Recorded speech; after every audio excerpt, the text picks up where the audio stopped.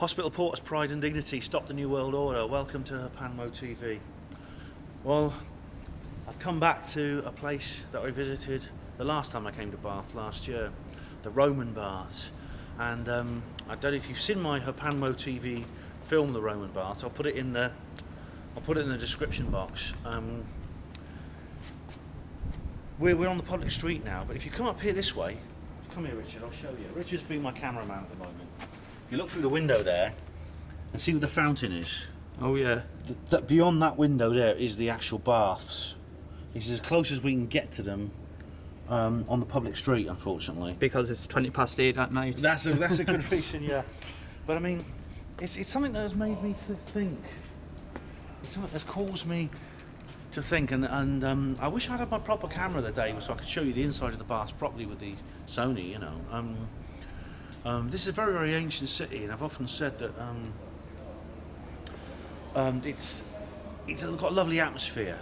But I want you to just picture what it used to look like. Now, the spring here is a spring that comes down from underground. It's one of the only two hot springs in Great Britain. Comes from underground, water heats up, it comes through into a pool that flows into the River Avon. Now, I want you to go back more than 2,000 years ago. There was probably willow trees. There was a pool here in the middle of a countryside, and there were willow trees over it.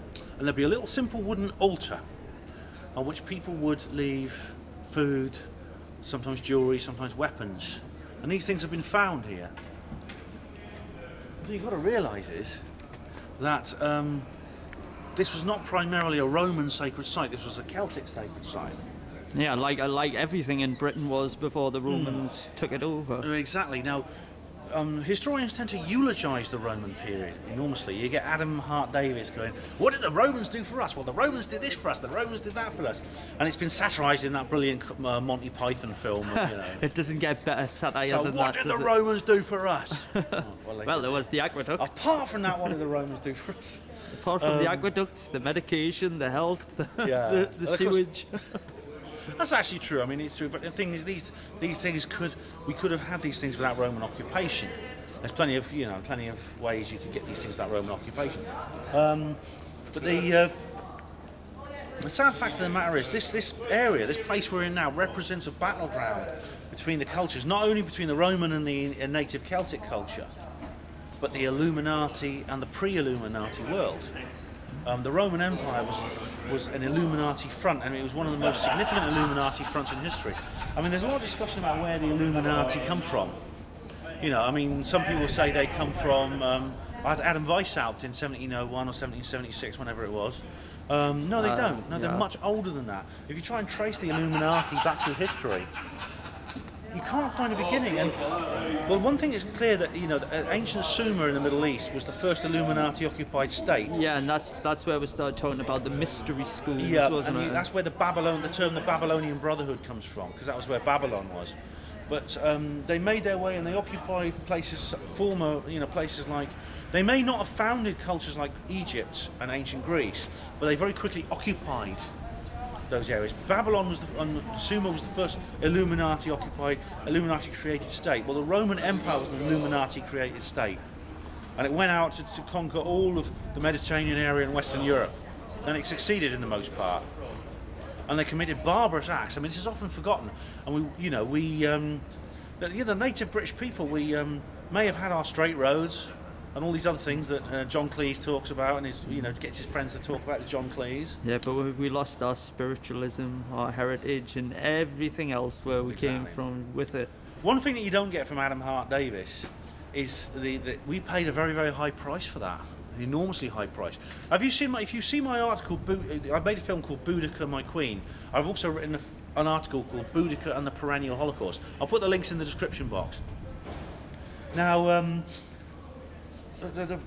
what I'm saying is that the price we paid was enormous. It was the destruction of the last, well, not exactly last, because there's Scotland as well, which fell later on. Scotland actually fell to the church just a few hundred years later, St. Columba.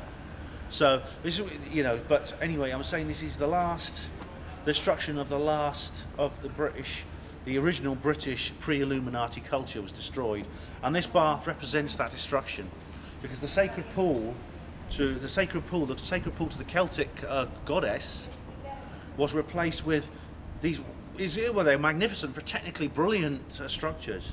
These huge barrel vaulted ceilings. Yeah, well, when you talk about Greek and Roman baths, I remember going to Cyprus on a field trip with the university, and we went to the baths of Aphrodite in Cyprus. Yeah. And I've got to admit, it was the biggest letdown ever.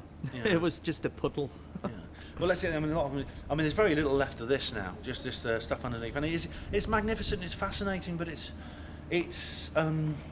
was designed to shock and awe the natives. There's no doubt about that. You see, people who only lived in round houses made of wood. Suddenly, there was these huge, 80-foot high walls and barrel vaulted ceilings. There was the hypercaust over there, and there was the big pool, which is as large as a modern swimming pool. And there was the smaller pools. There was the cold plunge. It was very like a modern sauna. I mean, it was definitely, it would have destroyed. It would have been a major part. It would have really wowed those people. It was very much it meant to impress them that way and make them aficionados for Roman culture. And the thing is, we did it worked. Unfortunately, we Brits fell for it. We became quite fond of Roman rule. Yeah, absolutely. I mean, when you consider a person had never had a bath until the Romans came, it's quite an attractive prospect, isn't it, having a bath? A bath like this, but we did have baths. We washed in natural spring water. Yeah, absolutely. Of course, it was as cold as ice, but cold baths. We Brits are tough, But no, the Romans. When the Roman Empire fell, of course, it created that power vacuum which allowed in the Anglo-Saxons. But now this is interesting because the Anglo-Saxons, I believe, were pre-Illuminati. So we had a regression, but before the church got involved, and we had the church. Now, this is an interesting thing. The fall of the Roman Empire led to the rise of the Holy Roman Empire and the church, Christianity. Christianity spread across Europe and many other places as well. Now, in that coincidence, it's like one empire falls and another begins. And the thing is, the church managed to achieve things that the Roman Empire never did, including the conquest of Scotland and Ireland and many other parts of Europe that the Roman Empire couldn't do by force. They failed by force. And so what I'm saying is we're looking at an underlying strategy here. It just seems so coincidental. These various empires seem to have the same goal and the same ideas, and they bring in the same kind of culture. And this is what I mean by the New World Order. I mean, the concept of the New World Order is not a new one. The concept of the New World Order is thousands of years old. Yeah, so in fact, it could be the new World Order. Yeah, I mean, they've been planning it since Atlantis. So we're talking over 10,000 years. Absolutely, and when we go back to what Michael Tsarion was saying earlier on about the Earth being in quarantine, and this is where the idea of the fallen ones come from, and the Watchers, and them being the bloodline of, if I can quote Ian O'Crane, those who believe themselves to be rulers of planetary fiefdom. Yeah. Oh, he's shortened it a bit. He's called it those who believe themselves to be It used to be those who believe themselves to be rightful rulers of this planetary fiefdom. He shortened it to the planet. Can we go around here a minute and see if we can see more from the other side? Because we're basically circling this old Roman site. There's some other structures under the ground that have yet to be excavated. Of course, there's the cathedral there. Now that's interesting. See, this is very symbolic, right? What we have here is we have the Roman Empire in there, and we have the remnants, which still exist today, of the Holy Roman Empire. The Holy Roman Bath Empire, Cathedral. yes. We have Bath Cathedral. And where's her staying? Where's she gone? Pass. I did see her floating about down there. There she is. Yeah, okay. Let's go around here a minute.